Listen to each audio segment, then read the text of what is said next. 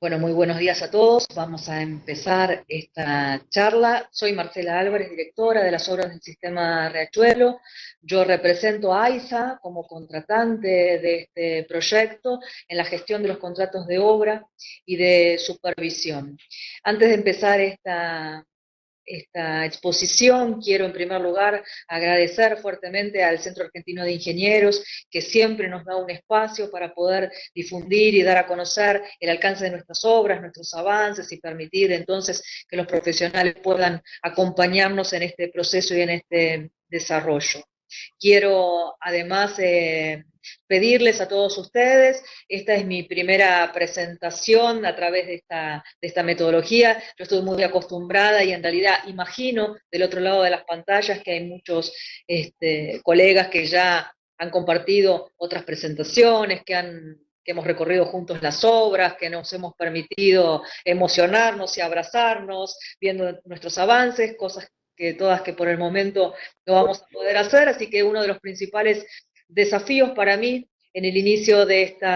este día es ser efectiva en la comunicación, tratando de no dejar de ser afectiva en el contacto con ustedes a pesar de la distancia.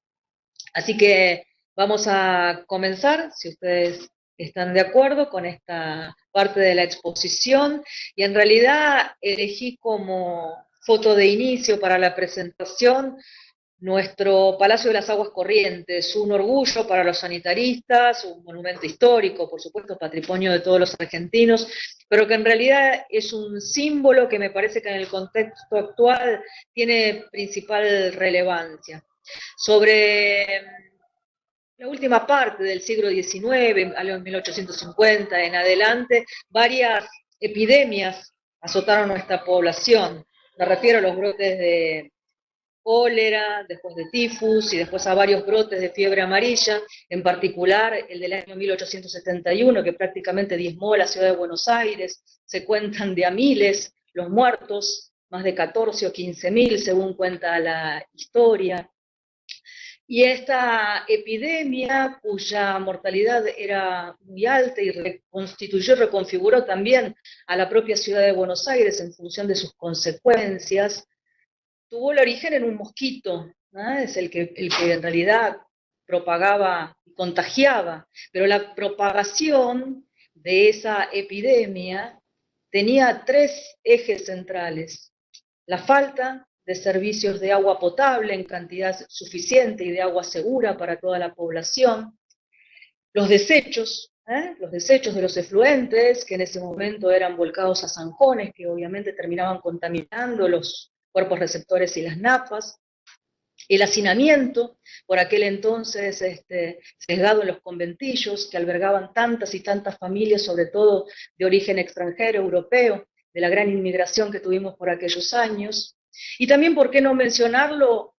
la contaminación del riachuelo, que ya por aquel entonces tenía su entidad, porque los saladeros y los frigoríficos que estaban instalados a sus orillas también generaban una gran contaminación, y era por aquel entonces también el riachuelo una fuente de agua para que los aguateros pudieran hacer la distribución a la zona sur de la ciudad. Esto trajo como consecuencia que el Estado Nacional, el gobierno y todos los asesores, médicos y especialistas de aquel entonces y sanitaristas determinaran la enorme necesidad que tenía la ciudad de tener servicios regularizados de provisión de agua potable y de saneamiento. Y en el año 1894 se inaugura este Palacio de las Aguas Corrientes, solo para albergar allí unos tanques enormes de distribución de agua, de las que ya empezaban a correr por los conductos que se habían construido por entonces, pero con esta entidad de palacio, con una forma tan contundente de que el Estado Nacional pudiera en relieve la enorme importancia que tenían los servicios sanitarios para la salud y la vida de la población. Y se me ocurrió esta reflexión para compartir con ustedes como inicio de esta charla, porque en definitiva, más de 100 años después de aquella historia, hoy un virus, por supuesto, microscópico, mucho más pequeño que aquel mosquito, está haciendo un daño irreparable al mundo entero. Y otra vez más pone en evidencia la importancia que tienen los servicios sanitarios en la vida de la gente. El derecho humano de acceso a los servicios sanitarios de agua potable y cloaca no son más que la mejor contribución a la salud y a la vida de la población. Pero bueno, el objetivo de esta charla es, por algunos minutos, casi una hora, introducirnos en este mundo de nuestras obras del sistema Riachuelo. Así que bueno, entremos allí por alguno de los túneles. Para iniciar la charla tengo que mencionar que Aguas y Saneamientos Argentinos, AISA, es la empresa que provee los servicios de saneamiento y de agua potable a Ciudad de Buenos Aires y 26 partidos del conurbano bonaerense, primero y segundo cordón, con un horizonte de habitantes a servir de 14 millones, y que está atravesada nuestra área de concesión fundamentalmente por estos tres cuerpos receptores, todos con vuelco al río de la Plata, el río Luján, el río Reconquista y el río Matanza-Riachuelo, denominado Riachuelo simplemente a su desembocadura. Y quiero puntualizar fundamentalmente con esta cuenca del Matanza-Riachuelo, una cuenca de más de 2.200 kilómetros cuadrados de extensión, que en su cuenca media y su cuenca baja atraviesan totalmente nuestro área de concesión. Esta cuenca no solamente tiene su importancia en que el 10% de la población de toda la República Argentina habita allí, sino que además, históricamente, ya hice una pequeña mención, es una cuenca que hace más de 200 años que está contaminada y cada vez, por las actividades del hombre, cada vez más contaminada en todos sus aspectos, aire, suelo y agua. Este alto grado de contaminación de la cuenca Matanza-Riachuelo fue objeto de un disparador, que es lo que conocemos como la causa Mendoza, ¿no? Una causa judicial iniciada por un grupo de vecinos en el año 2004, vecinos de la Villa Inflamable, que inician esta causa judicial solicitando el resarcimiento ambiental de la cuenca y, por supuesto, la creación de un fondo fiduciario para llevar adelante todas las obras necesarias para contribuir a ese resarcimiento. Y esa causa Mendoza tiene un fallo histórico de la Suprema Corte de Justicia de la Nación del año 2008, momento a partir del cual están condenados, responsables, culpables, el Estado Nacional, la Provincia de Buenos Aires, la Ciudad de Buenos Aires, los 14 municipios que integran la cuenca y más de 41 empresas industriales, básicamente, también contaminantes. Es allí, en el transcurso del desarrollo de la causa, en el año 2006, que nace ACUMAR como autoridad de cuenca, y en este fallo histórico la Suprema Corte de Justicia le impone a ACUMAR llevar adelante lo que se conoce como el PISA, el Plan Integral de Saneamiento Ambiental, que abarca toda esta problemática entonces de la cuenca en todos sus aspectos, pero que tiene un capítulo en particular que refiere al plan director de AISA en lo que tiene que ver a obras de agua y saneamiento en la cuenca, porque claramente una causal de contaminación es la carencia de estos servicios regularizados. Y es entonces allí, dentro de este contexto de las obras a llevar adelante por AISA, y en particular en cuanto a las obras de saneamiento, que el sistema Riachuelo, que ahí empezamos a ver cómo se inscribe dentro del área de concesiones de la cuenca, tiene una importancia relevante, no solamente por el alcance de las obras, sino fundamentalmente por los objetivos que perseguimos con su construcción. Y para poder explicar entonces cuáles son esos objetivos, necesito por un momento apoyarme en un esquema de funcionamiento. Imaginen allí que lo que está grisado en color más claro es nuestro área de concesión, con los cuerpos principales de los que hemos hablado,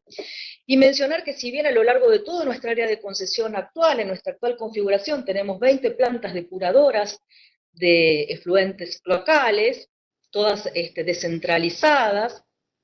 mayoritariamente, gran parte del área de la concesión se sigue apoyando para su transporte y disposición de efluentes cloacales en lo que se conoce como la cuenca Berazategui, en la cual a través de nuestras cloacas máximas, tercera, segunda y primera, se van recolectando todos esos efluentes, pasan por una gran estación de bombeo en Wilde y terminan desaguando en la planta Berazategui para su tratamiento y su disposición. Estas cloacas máximas, primera, segunda y tercera, como hemos mencionado, llevan su nombre conforme fueron construidos a lo largo de la historia. La primera tiene más de 120 años, digamos, estamos hablando aquí de la historia que hice al principio. Y la tercera, que fue la última construida, ya tiene más de 75 años.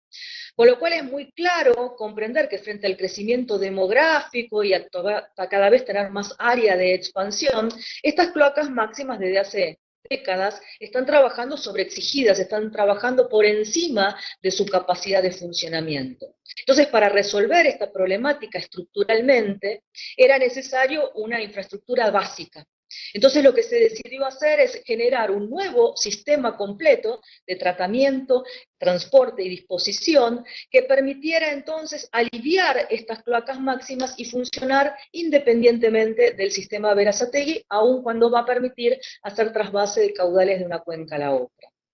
Es entonces que a partir de nuestro primer tramo de las obras del sistema Riachuelo, que denominamos colector margen izquierda, porque su traza siempre va recostada hacia la izquierda del riachuelo, lo que hacemos en este tramo de obra de transporte que inicia en el límite entre el Partido de la Matanza y la Ciudad de Buenos Aires, es interceptar nuestra tercera cloaca máxima, nuestra segunda cloaca máxima, para que entonces parte del caudal que hoy está yendo a Berazategui se derive un nuevo sistema. Esto automáticamente va a ser un alivio de estas cloacas máximas aguas arriba, mejorando todo el funcionamiento integral de las colectoras que acometen, y a su vez va a liberar capacidad aguas abajo.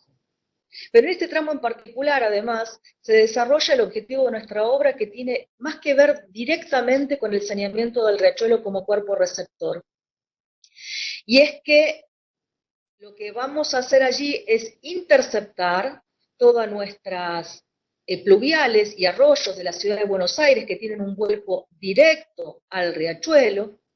para llevarnos de allí lo que se conoce como el caudal en tiempo seco. Un eufemismo, un tecnicismo para decir que hay efluente cloacal de origen clandestino que a través de esos pluviales está contaminando de manera directa el riachuelo. Entonces, y los interceptaremos, retiraremos ese efluente cloacal clandestino y a través del colector responsablemente lo llevaremos a tratamiento.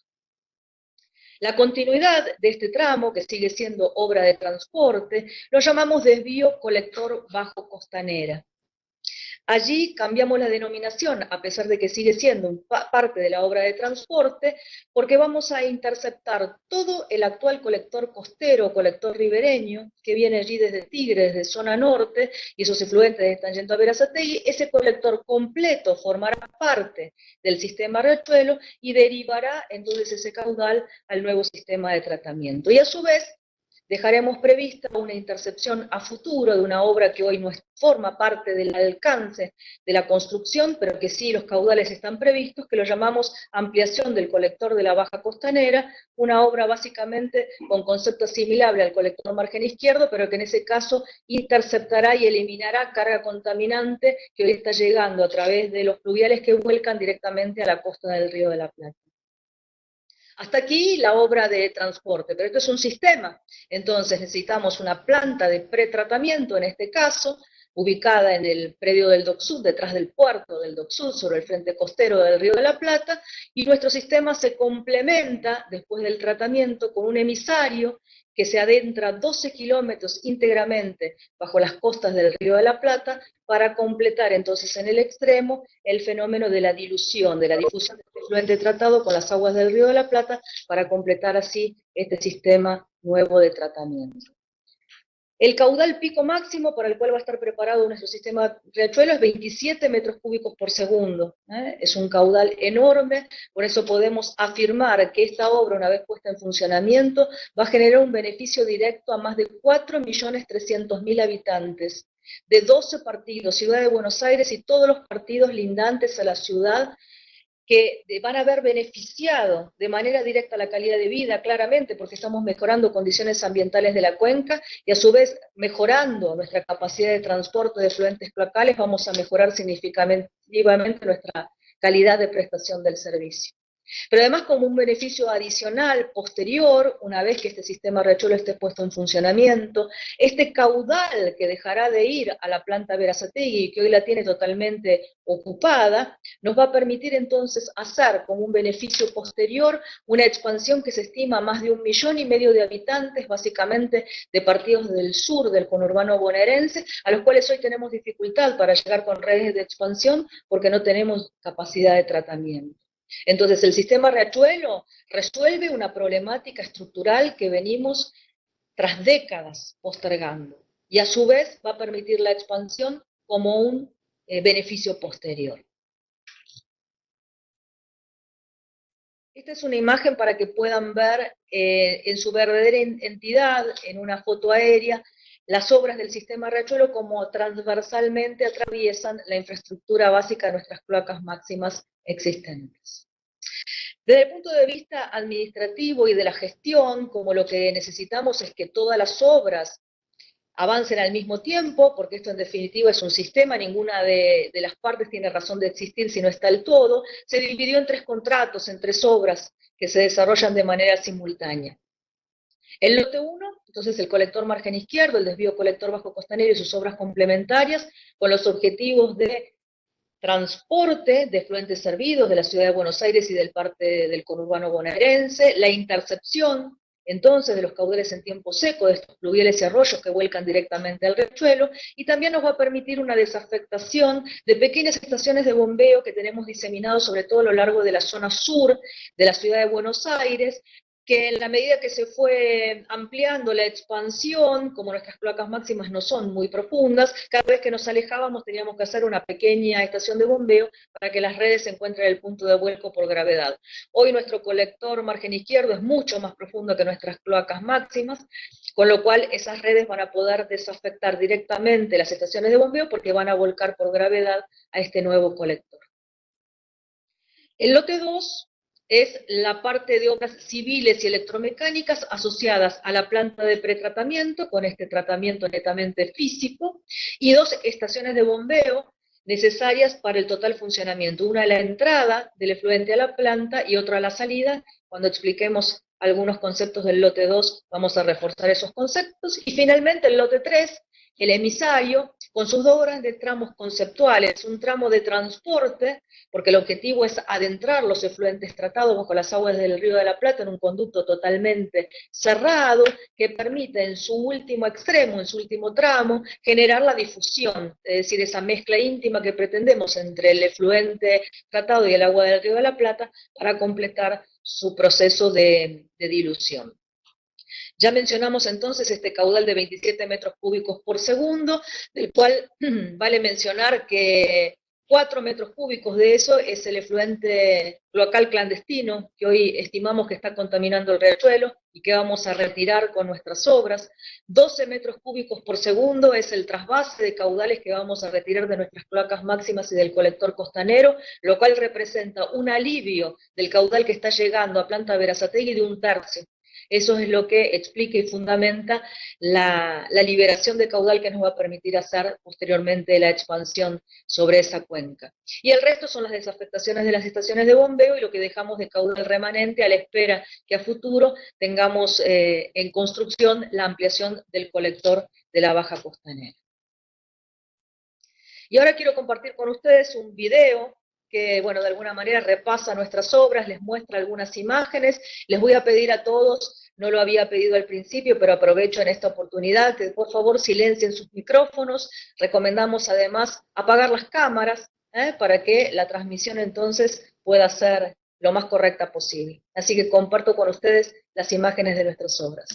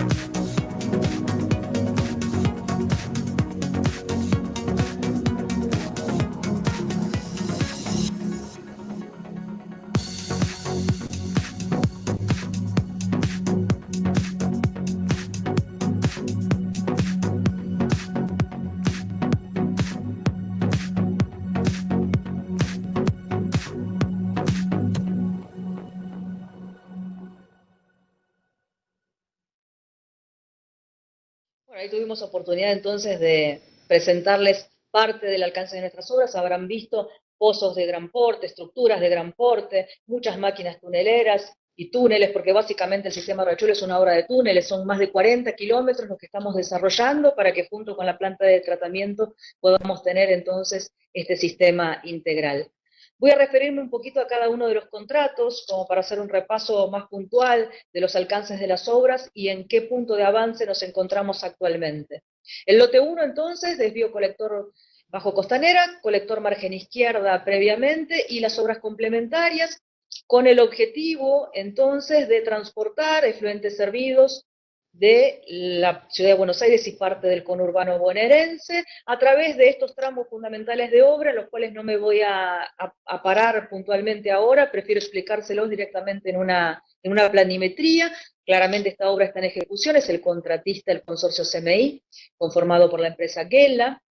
El financiamiento de esta obra es parcialmente absorbido por un préstamo del Banco Mundial. Hemos dado orden de inicio el 15 de enero del 2015 y la supervisión de la obra, la figura del ingeniero, porque estos son contratos bajo las reglas FIDIC, está siendo llevado a cargo a través de Geodata Cadia, en este caso en la UTE del lote 1. Pero entonces, para referirme a la traza del lote 1, había mencionado previamente que se inicia en el límite entre La Matanza y la Ciudad de Buenos Aires, concretamente Avenida General Paz y Fernández de la Cruz, a través de un colector de una traza de 16 kilómetros de longitud, es la distancia que separa el inicio con el Dock Sud. La traza ven que siempre va recostada sobre la izquierda del riachuelo para después cruzarlo en su último tramo, y está constructivamente dividido en 3 tramos principales. La división de estos tramos obedece a distintos diámetros que son crecientes, obviamente, cuanto más el colector se va llegando a la planta, porque vamos recolectando e interceptando cada vez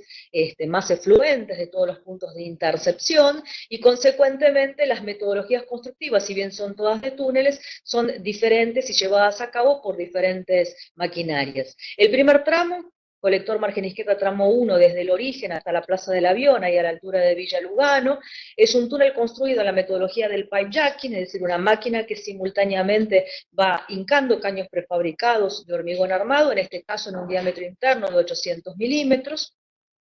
Luego el colector margen izquierda tramo 2, desde Lugano hasta Boca Barracas, en un túnel mecanizado construido con una máquina tunelera del tipo TBM EPB,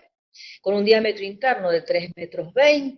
y finalmente el último tramo, el desvío colector bajo Costanera, desde Boca Barracas al puerto del Dock Sud, construido con un túnel mecanizado también, con otra máquina tunelera del tipo TBM Midshield, en un diámetro interno de 4,5 metros.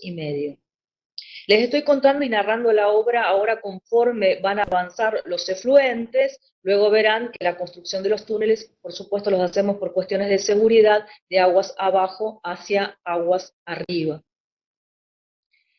Las obras complementarias son esas que se han iluminado ahora y que acometen perpendicularmente al colector troncal, son aquellos tramos que nos permiten entonces, como hemos visto, desafectar estaciones de bombeo, interceptar nuestros fluviales y hacer las intercepciones con nuestras cloacas máximas y con el colector costanero. Esos tramos comprenden obras todas ejecutadas en pipe jacking, en diámetros internos 800 o 1100, en función del caudal que estimamos tenemos que retirar en cada uno de los puntos, y que constituyen en su totalidad otros 14 kilómetros de túneles. Es decir, que cuando hablamos solo del lote 1 ya estamos hablando de más de 30 kilómetros de túneles previstos, el colector troncal, 16 y 14 de las obras complementarias. El colector troncal inicia su traza a una profundidad aproximadamente de unos 14 metros y llega al predio del Dock Sud a 34 metros de profundidad. Es un colector totalmente por gravedad. ¿Cómo estamos con los avances de estas obras a la fecha? El primer tramo, el colector margen izquierda tramo 1, ese kilómetro 600, ya está totalmente instalado, el túnel de pipe jacking ha finalizado hace ya tiempo. El colector margen izquierda tramo 2, ELISA, que así se llama, la tunelera que está desarrollando este tramo, ya hizo más de 7 kilómetros, y le resta entonces sus últimos 2,5 kilómetros para llegar al encuentro con el colector margen izquierdo tramo 1 y terminar su recorrido. Por cuanto Valentina, que fue la última tunelera que inició en este tramo, ya recorrió más de 3,5 kilómetros y está para desarrollar los últimos 2 kilómetros, que es la distancia que separa el punto donde se encuentra hoy de Boca Barracas. Boca Barracas, punto emblemático de esta obra, porque va a ser el punto de encuentro de los dos grandes túneles que conforman nuestra obra. Las obras complementarias ya están también muy avanzadas, tenemos más de el 90% del tendido ya completo, ahí ven que se van coloreando para que tengan una entidad de los avances a la fecha, y lo que nos resta, digamos, sobre estos más de 20 kilómetros de túneles que ya tenemos ejecutados, es hacer propiamente la última actividad de la obra, que es la intercepción de los pluviales y la desafectación de las estaciones de bombeo, y obviamente hacer los enlaces con nuestras cloacas máximas. En ese punto, la tercera cloaca máxima, ahí muy cerca de la cancha de San Lorenzo, a la altura de Nueva Pompeya, el enlace con la segunda cloaca máxima. Y en Boca Barracas, entonces, lo que vamos a hacer es interceptar totalmente este colector costanero, que es el que les comentaba que viene allí desde la zona norte. Luego, entonces, todo este caudal que será derivado, interceptado y colectado, llegará a la futura planta de tratamiento para su tratamiento propiamente dicho y luego su disposición final. Algunas imágenes este es el colector margen izquierdo tramo 2, es el túnel más pequeño de los que estamos construyendo con máquinas tuneleras. En realidad el 320 es un diámetro mínimo para aplicar esta metodología constructiva de construcción con TBM, por cuanto es lo mínimo indispensable para albergar dentro del túnel en la etapa constructiva toda la logística necesaria para esta construcción. Obviamente lo que ven en la imagen son las instalaciones propias de esta etapa constructiva, las que al finalizar la obra se retiran completamente y lo que nos queda es un cilindro totalmente constituido por estas dovelas que hacen de revestimiento primario definitivo. Todos nuestros túneles tienen una constitución de anillo universal de cinco dovelas cada uno. Así que la configuración, digamos, como túneles a nivel de constitución con dovelas son similares, cada una, por supuesto, con un diseño específico y exclusivo para cada uno de los túneles en función de su vida constructiva y, obviamente, de las consideraciones de la etapa operativa. Hay alguna imagen de la locomotora y una de las formaciones que lleva a la logística y a los trabajadores, y aquí otra vista interna de nuestra instalación mucho más avanzada, justo con un punto de curva, digamos, una de las dificultades y los desafíos que tienen las obras de construcción con máquinas tuneleras.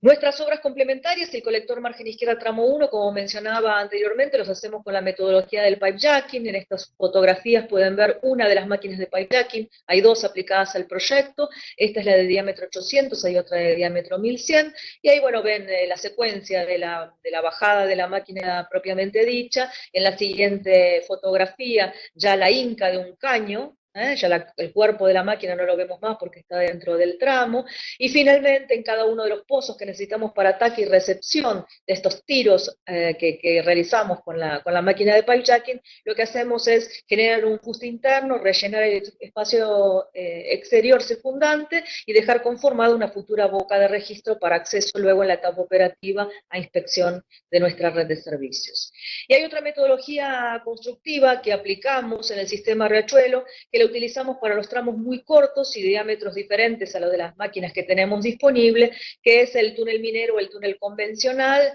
mediante la excavación manual a través de un martillo neumático. Estamos posicionados en la tosca, poner una malla de protección para sostener provisoriamente la caverna, generar una galería interior con hormigón proyectado y luego con un hormigón armado in situ generar el revestimiento primario definitivo. El que ven en la imagen a la derecha abajo es una vista interior del futuro túnel que enlazará nuestra tercera cloaca máxima con el colector margen izquierdo. Y el desvío colector bajo Costanera nace allí en el predio del Dock Sud, Este es el pozo trilobular del Dock Sud, en realidad el más grande que ven ustedes hacia la izquierda es la futura estación elevadora de entrada a la planta, y los dos lóbulos pequeños son los que nos permiten a partir de allí la construcción del desvío colector bajo Costanera. Ahí ven una vista interior desde el pozo con el abastecimiento de las dovelas, la logística también, que permite entonces el transporte y el abastecimiento, y una vista interior de este túnel, que como mencioné anteriormente, tiene una característica distintiva con respecto al CMI-2, por cuanto las máquinas tuneleras son diferentes. En el CMI-2 mencionamos que se trataba de una EPB, por cuanto este túnel está siendo construido con una máquina de metodología Mitchell. En dos palabras, la diferencia entre una maquinaria y la otra es, en definitiva, cómo se sostiene la cámara de excavación y cuál es el proceso para la extracción del material excavado. En una EPB, por cuanto lo que tratamos a través de polímeros y espumas es en la cámara de excavación generar un material compacto que pueda ser extraído y descomprimido a través de un tornillo sin fin y luego sacado a superficie a través de cinta transportadora o vagonetas. En el caso de la Mitchell, lo que hacemos por contrario sentido es inyectar lodo bentonítico para que el frente de excavación se mantenga con este lodo bentonítico y una burbuja de aire que mantiene en equilibrio las presiones en el frente, y luego el material es extraído mediante bombeo. Por eso ven que en este caso del desvío colector bajo Costanera, sobre la derecha,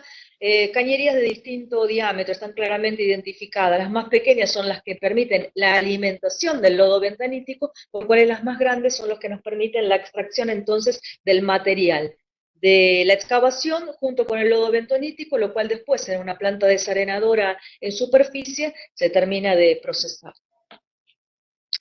Vamos a mencionar entonces finalmente dos palabras del lote 2. Les mencioné que son todas las obras civiles y electromecánicas asociadas a la planta de pretratamiento y a las dos estaciones de bombeo necesarias para ello. Este también es un contrato que está en ejecución. El contratista es una UTE conformada por Fisita Limpiante del grupo Impregilo y Acciona Agua. Su financiamiento es afrontado exclusivamente por el Estado Nacional. El Banco Mundial solo ha financiado las obras de túneles, el lote 1 y el lote 3. El lote 2 es totalmente aporte del Estado Nacional. Y la supervisión de la obra en este caso está a cargo de CADIA. La orden de inicio fue también en el transcurso del año 2015. Esta es una vista del predio en Dock Sud. Lo primero que tengo que mencionarles es como que primera actividad de obra, lo que tuvimos que hacer en este predio es generar una defensa costera de 6 metros de altura, rellenar espacio, ganándole esa parte al río, porque sobre el predio nos atraviesan líneas de alta tensión. Estas líneas de alta tensión de sur que generan un cono de restricción por debajo del cual no pueden construirse obras y mucho menos obras con espejos de agua como las que nos ocupan, con lo cual para tener espacio suficiente para nuestras instalaciones tuvimos que hacer esta etapa preparatoria. Entonces ahí lo que ven es montado el esquema de las obras del lote 2 para indicarles que entonces el último tramo del colector llamado DCBC, que forma parte del alcance del lote 1, llega a este predio a 34 metros de profundidad, con lo cual al ingreso de ese caudal lo que necesitamos es una gran estación elevadora que permita entonces levantar este caudal para permitir entonces que ingrese a la planta de pretratamiento a gravedad, por supuesto por cuestiones de eficiencia energética y lo más superficial posible, obviamente por cuestiones operativas. Y a la finalización de todo este proceso de pretratamiento, que como insisto, básicamente es un proceso físico conformado por una remoción de sólidos muy gruesos, un cribado medio, un tamizado muy fino, un desarenado y desengrasado para retirarle el efluente todos los flotantes y las grasas. Entonces ese coloide remanente, luego el proceso de pretratamiento, requiere la construcción y el funcionamiento futuro de una estación de bombeo de salida tan grande como la de la entrada, que permita entonces que ese efluente tratado a partir de un canal de aproximación llegue a lo que es actualmente hoy el pozo de inicio del túnel emisario, a futuro cámara de carga, son esas celdas que vienen ahí identificadas, 4 celdas, que funcionarán como cámara de carga, manteniendo con este bombeo a la salida un nivel de líquido suficiente que nos asegure que a 12 kilómetros de extensión a la salida del emisario y en función de los niveles del río, siempre haya efluente tratado saliendo por los difusores. Eso es lo que va a permitir entonces que se mantenga en funcionamiento todo el tiempo este sistema cloacal. Entonces, este es el concepto por el cual dentro del alcance del lote 2 contratamos la planta y estas dos, entonces, enormes estaciones de bombeo. Algunas imágenes aéreas para que se visualicen lo que veía en un esquema de lo que significa en la práctica, la llegada del colector. Yo no sé si en la presentación se ve el puntero, pero digamos, aquí va a llegar el colector, estación elevadora de entrada, todo el predio de planta de tratamiento, estación de bombeo de salida, canal de aproximación, cámara de carga y 12 kilómetros de emisario río adentro. Algunas imágenes entonces del avance de las obras civiles que tenemos al momento, sin dejar de mencionar que, como anteriormente puse en relieve, hemos trabajado con estas obras sobre prácticamente lo que hasta hace algún tiempo la arena de playa, para poder dar una fundación adecuada para empezar a construir estas superestructuras. Lo que tuvimos que hacer es hincar más de 1.100 pilotes de 60 centímetros de diámetro para constituir un manto suficiente como para poder erguir nuestras superestructuras. Aquí imágenes entonces de las etapas de construcción de obra civil en las cuales estamos avanzando en este momento. Y el lote 3, el último eslabón de la cadena, entonces este emisario, planta Riachuelo, que voy a explicar muy brevemente cuál es el alcance, porque lo que quiero defender y transmitirles es la etapa constructiva en la cual nos encontramos en este momento. Ya mencioné que como parte del alcance de este contrato se hicieron rellenos y la defensa costera, y también tuvo una red vial que permitió acceder francamente a esa zona de franja portuaria que hasta que nosotros llegamos era un área prácticamente inaccesible. Esta obra está siendo llevada adelante por el contratista Salini Impregilo como líder del consorcio en asociación con CHEDIAC, también financiada entonces, como mencioné, parcialmente por el Banco Mundial, con orden de inicio en el año 2015, y la supervisión de la obra, la figura del ingeniero con Geodata Cadia, en este caso la UTE del lote 3.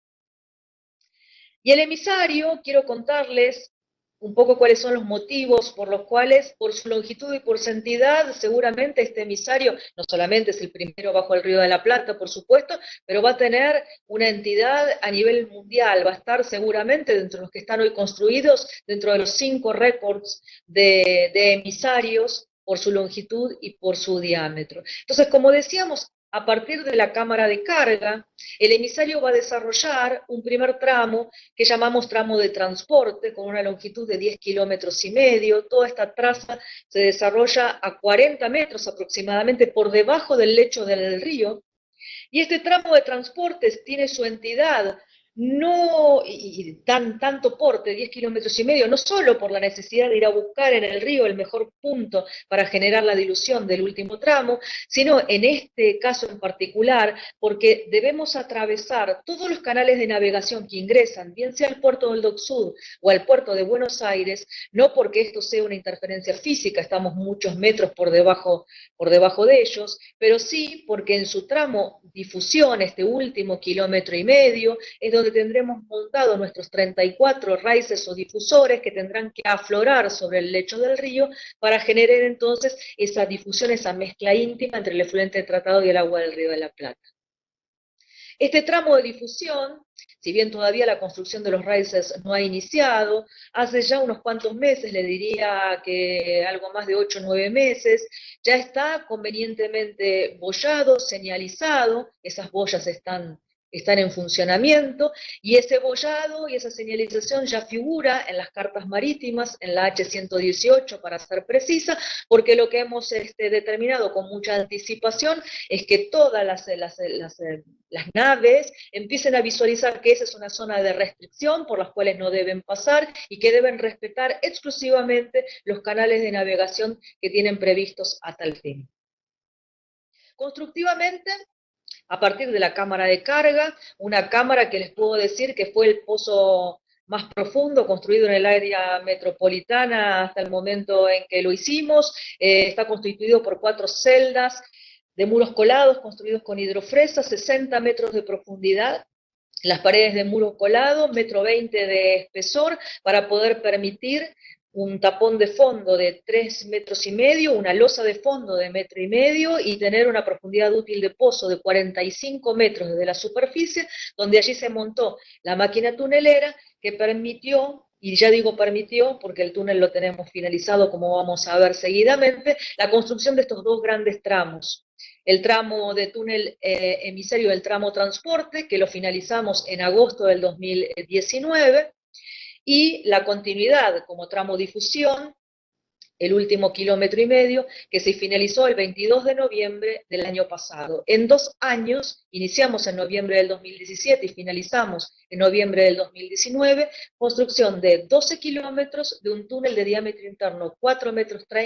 llevado adelante con una máquina tunelera de metodología EPB.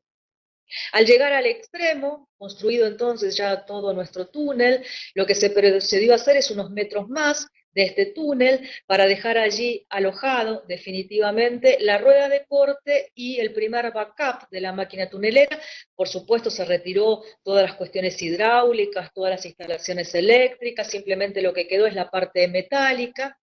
en una cápsula conformada por este túnel y por inyecciones que se hicieron para justamente dejar muy bien encapsulado ese extremo, y a continuación construir un tapón, el extremo del emisario, constituido con un tapón íntegramente hecho in situ con hormigón armado, definitivamente constituyendo entonces el extremo de nuestro emisario. Hasta allí un hermoso túnel construido ahí a 40 metros de profundidad debajo del lecho del río. Para que esto tenga una entidad de emisario nos queda una de las etapas desafiantes de nuestro proyecto, que es la construcción de los difusores. Para ello se desarrolló una metodología totalmente innovadora, desarrollada específicamente para nuestro proyecto, tanto desde el punto de vista conceptual como del desarrollo y la fabricación de las máquinas necesarias para esto, que consiste en la hinca vertical de tubos de acero inoxidable tipo dúplex. Son 34 tubos de aproximadamente una longitud de 28 metros desde la corona del túnel hasta aflorar sobre el lecho del río, aproximadamente unos 80 centímetros, que construiremos de a 2 en 2 desde el extremo hacia adelante con una distribución aproximadamente cada 45 metros. Finalmente, una vez que entonces instalados estos 34 difusores, la tarea final será una tarea hecha desde el agua, con un trabajo de buzos, porque en realidad nuestro río de la Plata es muy extenso, pero a esa distancia es poco profundo, tiene 5 o 6 metros máximo de columna de agua, con lo cual los buzos tendrán que descender a cada uno de esos tubos previamente instalados, retirarles el capuchón ciego, digamos, la brida ciega que tiene en su extremo, y reemplazarlo por una roseta, una pieza especial, también de acero inoxidable tipo dúplex, que lo que tiene es salidas en 6 puertos, porque lo que queremos es que la mezcla sea lo más homogénea posible y que se distribuya en todas las direcciones. Entonces, una vez finalizada la instalación de esas 34 rosetas, tendremos finalmente el emisario íntegramente construido. Si bien ya mencioné que el túnel se finalizó, no puedo dejar de mencionar a Beatriz, mencioné a Elisa y a Valentina, no puedo dejar de mencionar a la tercera estrella de nuestro proyecto, la tunelera, que llevó este enorme desafío de construir 12 kilómetros en estos 2 años. Algunas imágenes entonces del avance de las obras. Ahí ven una vista aérea de la futura cámara de carga, pozo de ataque para la construcción del túnel emisario, y alguna imagen entonces de ese túnel emisario en una vista interior en su etapa constructiva. Y quiero hacer mención, 2 palabras, a las dovelas especiales. ¿Qué son estas dovelas especiales? Bueno, justamente dovelas que tuvimos que dejar en ese último 1,5 kilómetros a la distancia que anteriormente les mencioné, que está preestablecida, y son las que permitirán en la siguiente etapa recibir y alojar a partir de allí la hinca de los tubos de acero inoxidable, que permitirán entonces constituir nuestros tubos difusores. Estas dovelas especiales fueron puestos en la corona del túnel, para entonces, en el próximo paso, permitir allí el alojamiento y la instalación. Esas dovelas no solamente son especiales, como pueden ver allí, por su configuración final, distintiva obviamente de las demás, sino fundamentalmente por todas las condiciones que tiene dentro, que forman parte del diseño de este sistema de Inca de los risers, con redundancias de seguridad, obviamente porque durante la próxima etapa es absolutamente indispensable asegurar la estanqueidad del funcionamiento de nuestro sistema. Y para poder llevar adelante este sistema de Inca, con esta metodología innovadora, lo que surgió como ideas de gabinete, allí al principio del proyecto, se transformó en el diseño y la construcción de dos máquinas como estas que voy a mostrarles ahora, que son las que nos van a entonces permitir hacer la Inca de los tubos de acero inoxidable. A continuación ven una imagen de una prueba que se hizo, lo que se llama una prueba a escala real. Estas máquinas fueron diseñadas, desarrolladas y fabricadas en Italia, y sobre fines del 2018 lo que se decidió es, a pie de la fábrica del proveedor, constituir un cilindro de 10 metros de altura, para poder montar la máquina y hacer una prueba a escala real, es decir, simular, se rellenó ese silo con arena, se llevaron muestras de nuestras arenas del subsuelo del río, se generaron allí en laboratorio condiciones asimilables a la compacidad y a la humedad de saturación que tienen esas arenas, se llenó este silo y se hicieron pruebas de funcionamiento de este sistema. Allí ven cómo los tramos de tubo de acero inoxidable se aproximan a la máquina y luego con un brazo erector se posiciona el tubo y se comienza la Inca vertical. Una de las cosas importantes, yo no voy a puntualizar en la cantidad de desarrollo que tiene esto y las redundancias y las seguridades y demás, quiero hacer sí hincapié en un aspecto en particular que nos preocupaba mucho al principio, y es que es la desviación angular que pudiera tener esto, pensando que tenemos que hincar columnas que van a tener en total longitudes del orden de los 28 metros. Entonces, para garantizar esa desviación angular prácticamente nula, el máximo grado que permite de desviación a este sistema es de 1 grado. Con lo cual, eso me parece que es importante a los fines de ilustrar todo el desarrollo que hay atrás de esta metodología. Y esto que ilustro ahora es otra prueba, pero ya dentro del pozo, preparando entonces estas máquinas que ya están desde fines del año pasado, por supuesto en la Argentina, en la obra, y ya montadas dentro de una de las cámaras, para poder hacer entonces las pruebas de funcionamiento previo a instalarlas 12 kilómetros túnel adentro y comenzar con la construcción del primer riser. Siempre hemos dicho desde el primer momento que tanto las pruebas a escala real que se hicieron en Italia en su oportunidad, como estas pruebas de precomisionamiento entonces de la maquinaria, nada tienen que ver con la única y verdadera prueba a escala real que será la Inca del primer riser allí en el extremo de nuestro futuro túnel emisario.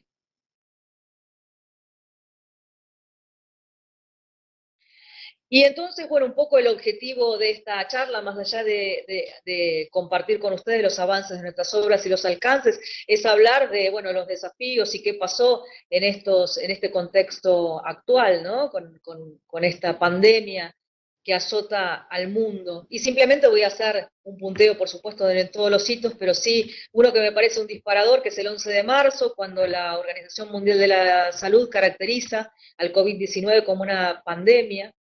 ya por la extensión que se visualizaba desde meses atrás, pero que ya ese momento se consideró que tenía tal gravedad como para darle esta entidad. Y armando esta presentación, este dato me pareció muy importante de compartirlos con ustedes. El 11 de marzo, cuando se declara la pandemia, había 118.000 casos y 4.300 fallecidos, 4.291 para ser exactos.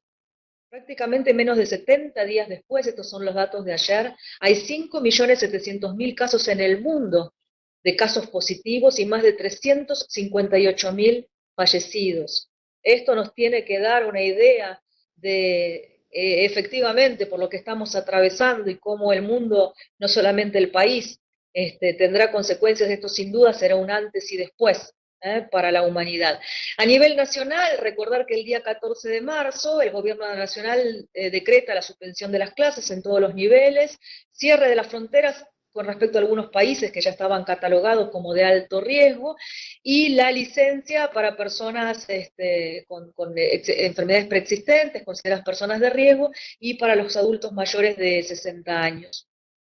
Ya esto empezó a traer, obviamente, cierto impacto en las obras, porque parte del personal afectado estaba incluido dentro de algunas de estas categorías, con lo cual empezamos un poco a reevaluar y ver cómo continuar, digamos, con esta ejecución, hasta que el día de 20 de marzo, ya el Gobierno Nacional, este decreto 297-2020, que creo que también va a quedar en nuestra historia, se decreta el aislamiento preventivo, social y obligatorio en todo el territorio, para todas las actividades, a excepción de algunas que quedaron exceptuadas, entre ellos el personal afectado a la obra pública. Pero en realidad, a partir del día de 20 de marzo, nuestras obras tuvieron un receso en vistas a cómo se iba a poder continuar, sobre todo por las cuestiones de, además de transporte del personal, de provisión de materiales, etcétera. Bueno, el día 20 de marzo ha sido, digamos,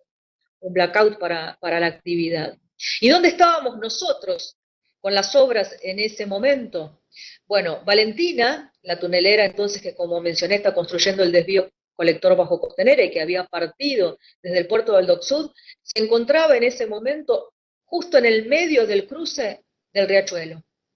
Allí estábamos en el momento que se generó esto. Entonces, con una tunelera 20 y pico de metros por debajo del lecho, a la altura del cruce del riachuelo, una TBM cuya frente de excavación se mantiene permanentemente, como comenté, con inyección de lodo bentonítico y el mantenimiento de una burbuja de aire, y que estaba en esa posición el día que tuvimos que ver cómo iba a ser posible seguir adelante. El lote 2, con el preparativo de los hormigonados de todos los tabiques que ya estaban preparados con sus encofrados y armaduras a la espera de poder dar la continuidad a las etapas de hormigonado. Y el lote 3, como también mencioné anteriormente, con las máquinas ya montadas en una de las cámaras de ingreso al túnel de la futura cámara de carga, para empezar las pruebas. Pensábamos en ese momento, ya sobre fines de marzo, tenerlas montadas allí en el extremo del túnel y poder hacer la inca del primer riser definitivo. Parte de los especialistas italianos, que por supuesto tenían que formar parte no solamente de estas pruebas, sino a su vez de la primera etapa de puesta en funcionamiento de estas nuevas máquinas, ¿no? Imaginen que esto es asimilable a cuando se monta una máquina tunelera. El proveedor tiene que poner sus especialistas a disposición, digamos, para asegurar el exacto cumplimiento de todas las prescripciones. Bueno, la mitad había llegado, pero tuvo que volverse a sus países de origen, porque ya se sabía que se iban a cerrar las fronteras, y los otros nunca pudieron llegar. Así que ese fue el contexto en el cual nos encontró estos días allí sobre cierres de marzo. En el mes de abril, el 1 de abril, la Dirección General Operativa de AISA instruye a todas las direcciones que llevamos adelante obras a que se reinicien las obras, siempre por supuesto cumpliendo todas las recomendaciones del Ministerio de Salud de la Nación, por considerarse el sistema riachuelo, entre otras obras que forman parte de una nómina de las que se llaman obras de reactivación territorial, considerarlas esenciales e ininterrumpibles en los términos de ese artículo 6 que mencioné personalmente del decreto presidencial 297, con lo cual inmediatamente lo que hicimos fue dar conocimiento y comunicación formal a las empresas contratistas mediante órdenes de servicio, y a partir de ese día lo que se comenzó entonces es a trabajar conjuntamente en el establecimiento de los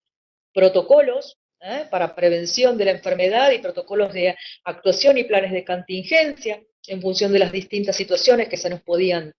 presentar,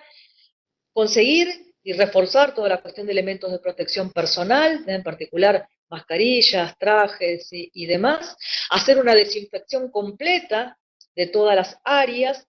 y asimismo readecuar fundamentalmente espacios comunes, es decir, por estas cuestiones de las medidas de distanciamiento social, readecuar instalaciones en obradores de oficinas, de comedores, para que se pudieran de alguna manera cumplir con todas estas consideraciones de precaución. Y en función de todo eso, entonces, unos días después, aproximadamente a mitad de abril,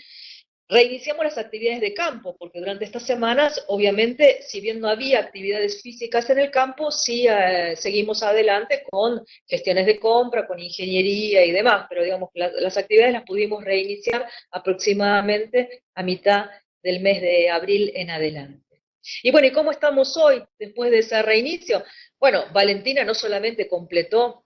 el cruce del Riachuelo, sino que ya está bastante metros bajo tierra firme, allí por la boca, ya ha pasado caminito y está camino a encontrarse entonces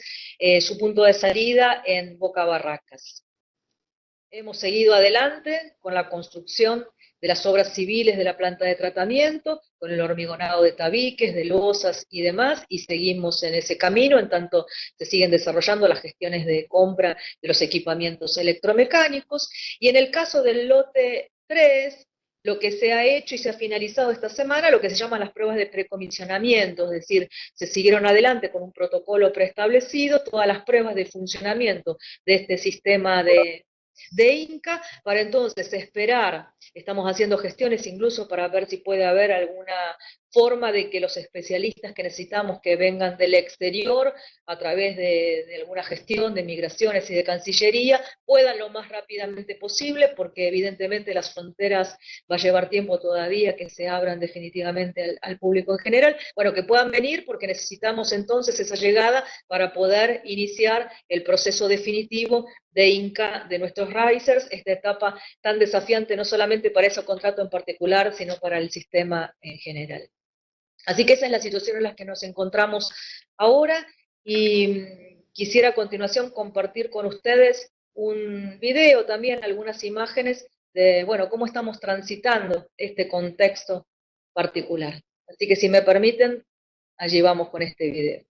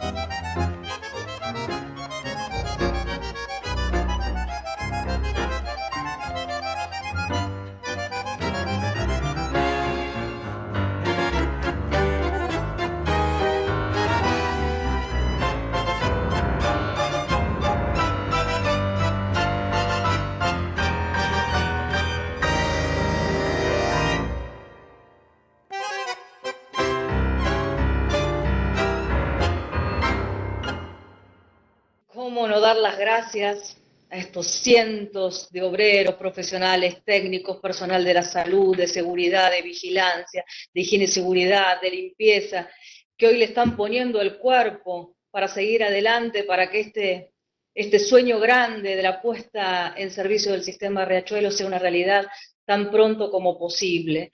No solamente, como hablábamos al principio, por lo que significa el sistema en su conjunto, por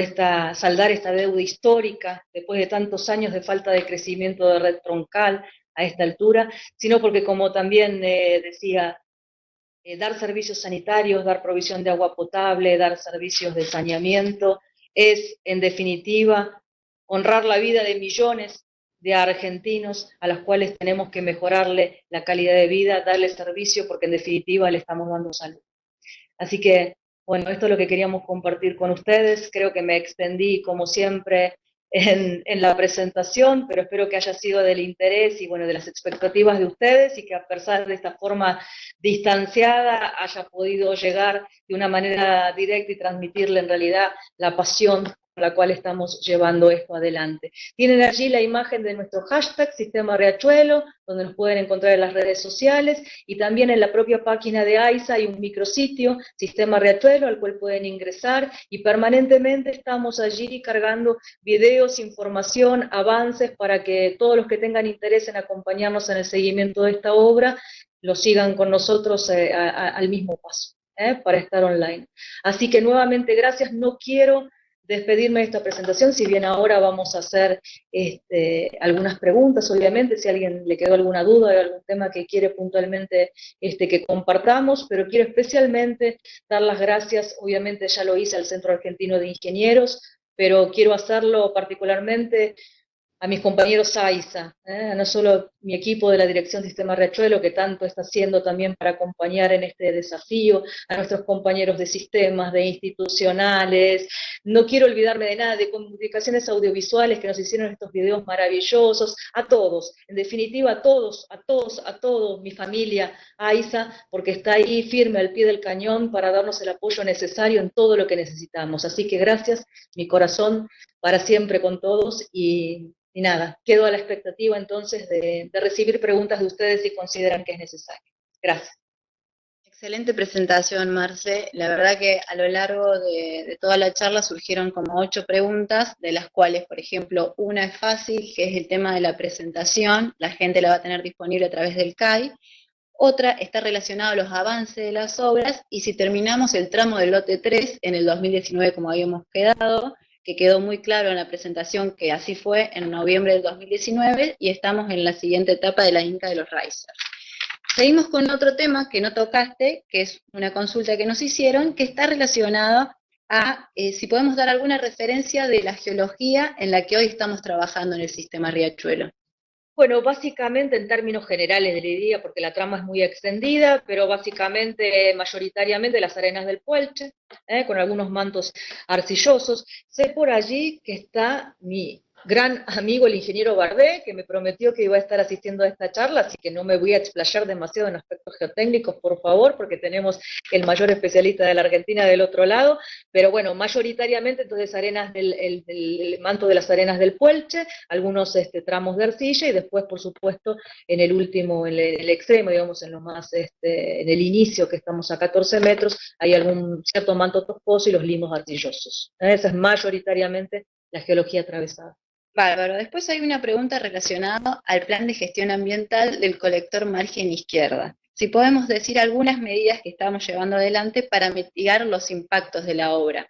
Bueno, los planes de gestión ambiental en realidad no solamente para el lote 1, en realidad cada obra tiene su plan de gestión ambiental y tiene su plan de monitoreo y control, que está siendo llevado adelante en varias instancias de seguimiento de control. Una es la directa a través de las empresas contratistas y sus áreas de ambiente, luego tenemos por supuesto el personal de la supervisión, y finalmente el nivel de control AISA a través de la Dirección de Sustentabilidad. Cada una de ellas tiene entonces su plan de gestión para todo lo que significa el tratamiento en general de los impactos ambientales, que si bien son obras de tunelería, obviamente tienen actividades de impacto en el entorno, y uno de los impactos mayores que tiene esta obra es los volúmenes de excavación. Es 1.000.000 aproximadamente de metros cúbicos de material excavado entre todos los túneles, cuya disposición final mayoritariamente es allí en el mismo predio del DOCSUD donde estamos instalados, donde hemos hecho disposición de espacios de relleno para trasladar todos nuestros residuos, digamos, de una de las partes más impactantes de la obra de tunelería, que es el material de la excavación. Más detalles podemos compartir, por supuesto, a través de los planes de gestión que son de público conocimiento. Después hay uno que está relacionado al sistema constructivo que se utilizó para el soporte de las excavaciones de los pozos de configuración trilobular. Acá puntualmente capaz hace referencia al trilobular, donde empezó a excavar ELISA, pero estaría bueno que digas un poco la diferencia también con el que se hizo la cámara de carga allá en el DOCSUD. Sí, y no solamente voy a hacer una diferenciación, y ya me viene muy bien la pregunta, para también transmitir una experiencia, ¿no? Porque también de eso se trata este tipo de comunicación y de difusión. El pozo trilobular que se construyó dentro del predio de Boca Barracas, o sea, para que ustedes se ubiquen, Boca Barracas es calle Quinquela Martín y Vieites, donde está nuestro distrito Centro Constitución de atención al cliente de AISA, y a su vez funciona también allí la estación elevadora Boca Barracas. Allí se identificó ya el origen del proyecto, un predio de características suficientes como para albergar allí este pozo y poder hacerlo dentro de un propio predio de AISA, lo que minimizaba significativamente el impacto, obviamente, en el entorno, porque ese pozo, desde su construcción, va a seguir vivo y activo hasta que terminemos el contrato. Esa metodología de construcción de los pozos son 3 celdas, 2 de diámetro 10 metros aproximadamente, y la más grande de 16. Se construyó con metodología de muros colados, pero hecho con la metodología de almeja, la metodología convencional de construcción de muros colados, que requiere entonces entre un panel y otro una junta fría para entonces hacer la configuración de estos paneles. La profundidad de ese pozo, de muros colados, son algo de 34 metros, porque la profundidad útil que requeríamos aproximadamente 28, es donde se montó ELISA para iniciar el colector margen izquierdo tramo 2, y bueno, una construcción de un pozo de esa entidad con muros colados, atravesando, por supuesto, los distintos mantos y acuíferos, nos dio muchas dificultades. Hubo muchos problemas de juntas, muchos problemas de ingreso de material, realmente la pasamos muy mal con ese pozo, tuvimos que trabajar, hubo que luchar muchísimo para poder reconstituir las condiciones de estanqueidad, para poder construir la obra. Con lo cual mi recomendación, porque a diferencia de todos los pozos que hicimos en DOCSUD, por supuesto las paredes mucho más profundas, ya había mencionado, son 60 metros de muros colados, pero los hicimos con la metodología de la hidrofresa. Y eso da una garantía y una calidad no solamente en cuanto a desviaciones X y Z, digamos, ¿no? Que son las características fundamentales que nos permiten las hidrofresas, sino además trabajar con una seguridad absoluta,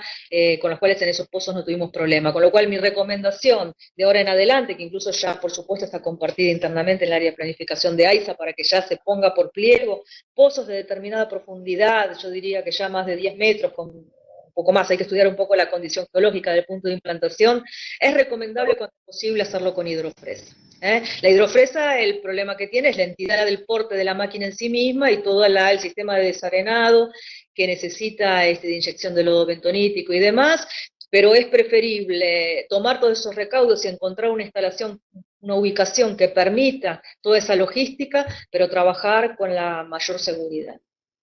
Así que me parece que creo que allí más o menos redondeé la pregunta. La siguiente consulta, que es algo rápido, es ¿qué obras de las mencionadas se encuentran dentro de la jurisdicción de Cava? Bueno,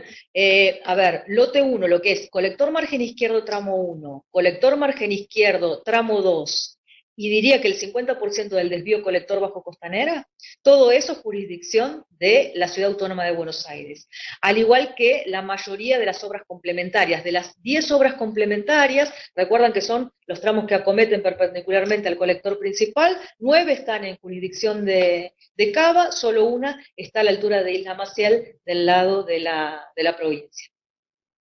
Bárbaro, Marce. Después nos consultan, y esto es interesante, si las curvas del desvío colector Baja Costanera se hicieron sin pozo de desviación. Se hicieron sin pozo de desviación. Nosotros no tenemos pozos de desviación, por supuesto a nivel de proyecto ejecutivo se relevó exactamente la traza para que las curvas sean asimilables y además las máquinas yo no lo mencioné, pero creo que bueno, va de suyo que se fabricaron, se construyeron específicamente para cada uno de los proyectos, con lo cual cada una de esas máquinas se hizo sabiendo el tipo de dovelas que íbamos a tener que instalar y el tipo de curvas, contracurvas y demás que íbamos a tener que enfrentar durante el proyecto.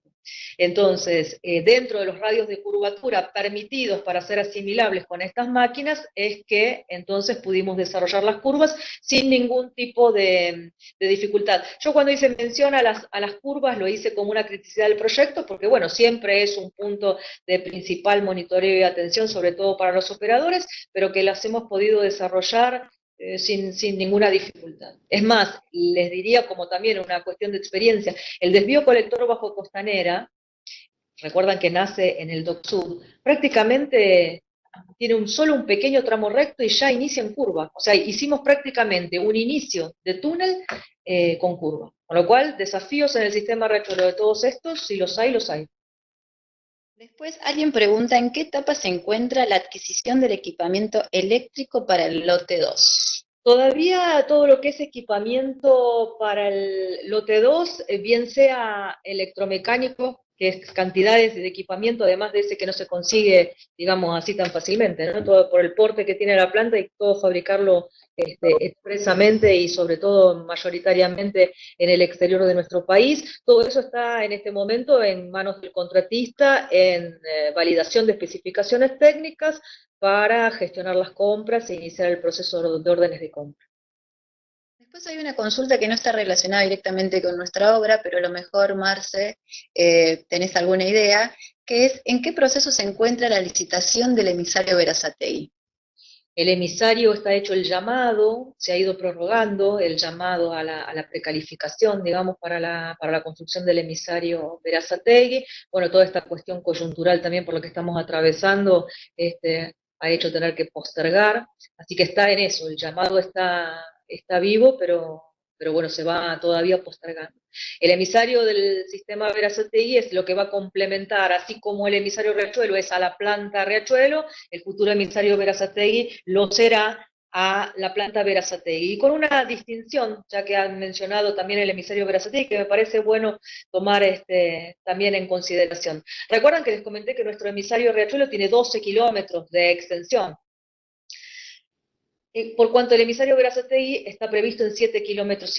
La característica distintiva de la longitud, insisto, también lo mencioné en la presentación, pero me parece importante, es porque nuestro emisario Riachuelo es tan largo, no por el punto donde encontrábamos la mejor dilución, quisiera que no hubiera retorno a las costas y generar una curva de dilución lo más eficiente posible, sino en nuestro caso particular porque atravesamos canales de navegación que obviamente no existen a la altura de Berazategui. Por eso la distinción de longitudes de emisario, si bien como plantas son asimilables en caudal. Berazategui tiene 33 y pico y la nuestra tiene 27. Bueno, ya vamos a ir redondeando, Marce, porque nos hemos desviado media hora. Tengo miedo que nuestros asistentes empiecen a irse de la reunión y no me gustaría que eso suceda. La idea es que al finalizar esta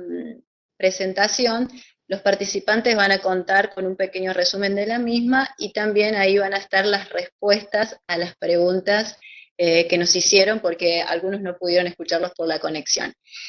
Así que bueno, Marce, muchas gracias por todo, la verdad muy emocionante la presentación como siempre y salió todo perfecto.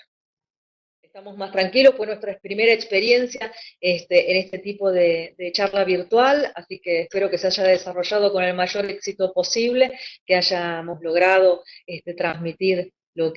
que queríamos, no solamente lo que queríamos nosotros, sino lo que más me gratificaría es que ustedes hayan escuchado lo que querían escuchar y, digamos, no haber deshonrado este tiempo que nos han dedicado. Así que por mi parte, muchísimas gracias. Marcela, soy Verónica, de parte del CAI, te agradezco muchísimo tu participación, no sé si me escuchás bien. Agradezco mucho la participación, no solo la charla de hoy, tan generosa en información, sino una predisposición para armar esta charla, las reuniones previas, siempre muy generosa con todo, ¿no? A los participantes y a vos especialmente, a tu equipo, muchas gracias por tu participación de parte del CAI. Decirles que los esperamos el jueves que viene en la charla de teletrabajo en la pandemia y contarles que a partir de junio comenzaremos con un ciclo de paneles donde una autoridad del CAI conversará con una persona referente de la temática o de la industria base a este contexto que estamos viendo. Eso lo irán viendo por el newsletter. Les agradezco nuevamente a todos por su participación, fue una charla hermosa con muchos participantes, muchas preguntas y seguramente han quedado un montón de inquietudes. Pero bueno, todo tiene su fin. Aquí hemos terminado, pero seguimos todos en contacto. Marce, muchas gracias. Muchas gracias. Nos estamos viendo. Gracias a todos.